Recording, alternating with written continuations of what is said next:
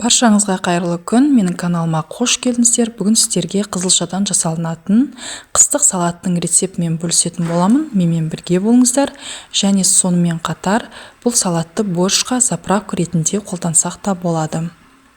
Олай болса бастайық. Бізге керегі болгарский перец, сәбіз керек болады, помидор, қызылшамыз керек, чеснок және пияз керек болады.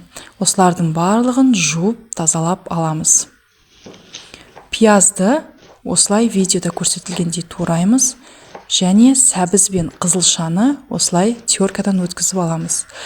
Барлық көкөністердің барлығы 2 килограммнан алынған. Помидорды осылай тазалап бөліктерге бөліп аламыз. Оны массировкадан өткізіп аламыз.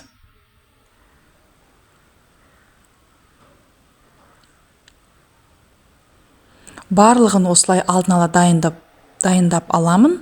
Сәбізді теркадан өткізіп, перецті осылай тураймын. Қызылшамызды да осылай теркадан өткізіп алдым. Енді қазанға майымызды құйып, қызғаннан кейін пиязымызды саламыз. Жақсылап араластырып, қуырып аламыз. Пиязды қуырып алғаннан кейін сәбізді саламыз үстіне. Сәбізді 10 минуттай қуырамыз. Ол басылып, сөлі шыққанға дейін.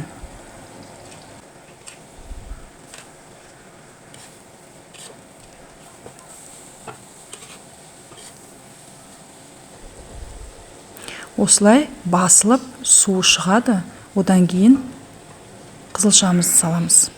Қызылшамызды дәл солай араластырып, басылады өзі қуырылғаннан кейін, және солай суы шығады. Соғанға дейін қуырамыз. Бұл да 10 минуттай қуырылуы керек.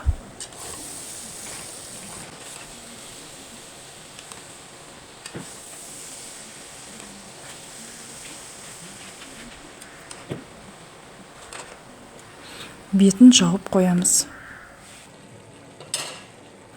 Осылай барлығы қуырылғаннан кейін үстіне келесі перецімізді саламыз. Перецті салғаннан кейін оны бір араластырамыз да, көп қуырудың қажеті жоқ. Бір араластырамыз жақсылап, бәрі бір келкі болғанға дейін. Одан кейін помидорымызды салсақ болады. Массировкадан өткізілген помидорымызды салсақ болады. Осы кезде чесногымызды саламыз, және мен петрушка салдым. Өздеріңіздің қалауларыңыз бойынша петрушка, укроп салса да болады. Тағы да жақсылап араластыру керек. Одан кейін тұз, қантымызды саламыз. Менде 4 ас қасық тұз, 4 ас қасық қант салдым. Тағы да жақсылап араластырамыз. Лавр жапырағы және 2 шай қасық қара бұрыш, 1 шай қасық қызыл бұрышты саламын да, жақсылап араластырып, бетін қақпағын осылай ашып қоям кішкене, және 25 минут қайнатамын. Сол уақытта банкаларымды стерилдеп аламын. Менде ровно 25 минут қайнады. Осындай қою болады. Дайын салатымыз. Енді банкамызға салып жаба берсек болады. Банкаға салмас бұрын осылай жақсылап араластырып барып салу керек.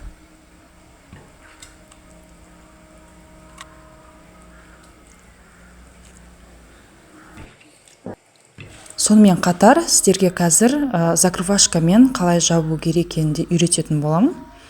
Барлығының крышкаларын жабамыз. Одан кейін менде осындай закрывашка, оны жақсылап соңына дейін ашамыз бірінші. Осылай толық ашылуы керек. Енді оны крышканың үстіне қоямыз. Одан кейін үстінен бір қолымызбен басамыз. Сосын айналдырып жабамыз. Соңына дейін айналдырамыз. Өзі соңына келген кезде айналуы кішкене қиындай түседі. Одан кейін тоқтайтын болады.